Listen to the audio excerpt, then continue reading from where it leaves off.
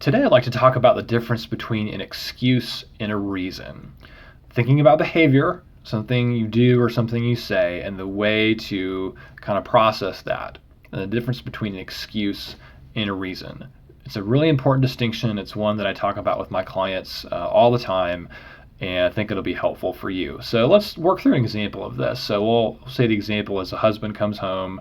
He comes home from work and he yells at his wife. His wife gets upset at him, and he'll say something like this: "Look, I've had a hard day at work. Look, I've had a hard day at work." That could be an excuse, or that could be a reason. To use as an excuse basically says this: I'm not going to take responsibility for my yelling. Don't blame me for my yelling. Blame my job. It was out of my control, and excuses are a way to avoid responsibility and pass the blame on somewhere else. That's an excuse. Don't blame me, blame my job.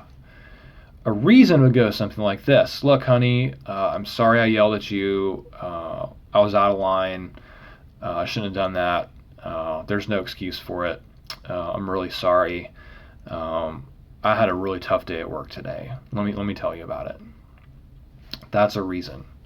A reason, the husband in this case is still taking ownership. He's accepting full responsibility for his yelling, but he's saying one of the contributing factors to why he yelled was his hard day at work. It's not why he yelled, but it contributed to it. It's a reason. Reasons are okay.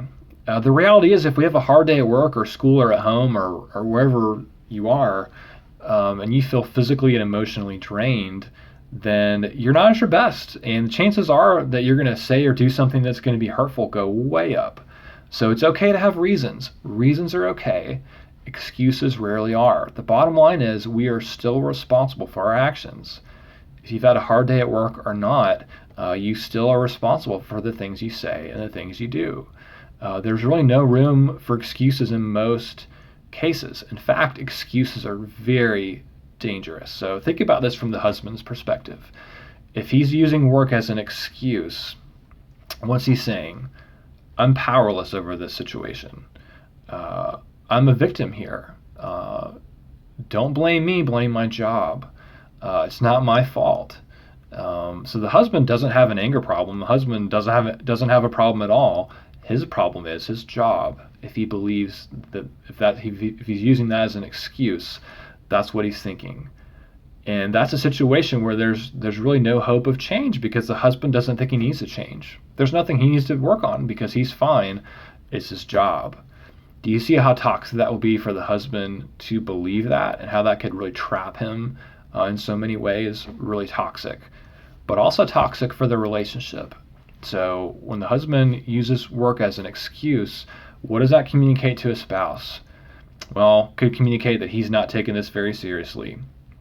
Could communicate to her that this is out of his control, and that she needs to be worried that if he comes home and she knows he's had a hard day, I guess she should probably expect some yelling, because it's the job that makes him yell. It's not him.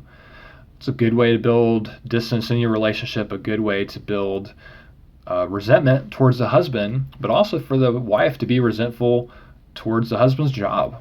Because if the job's the excuse, then the job is the source of all the anger. So you can see, how toxic that would really be. Reasons are okay. Excuses aren't. Take responsibility. Take ownership. You're responsible for your actions. You're responsible for your behavior and the words that you say. You got angry because you got angry.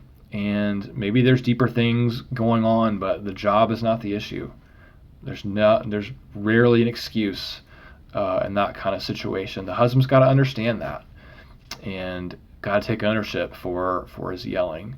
So even if he does that, there's still another layer you got to think about this. So even if he understands and takes ownership of it, he's got to be careful how he communicates with his wife.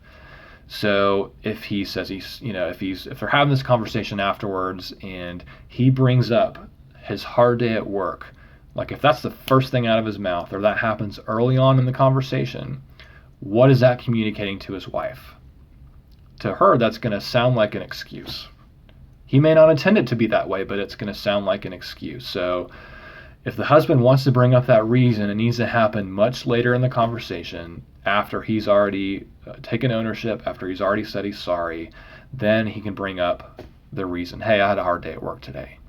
And you know what? He should bring that up. If that's part of the equation, he needs to share that with his wife. That's a good touch point, a good way for him to connect with her, for her to understand his world. But if he brings it up too soon, it's going to come off as an excuse, and that's not going to be good for their relationship. Reasons are okay. Excuses rarely are.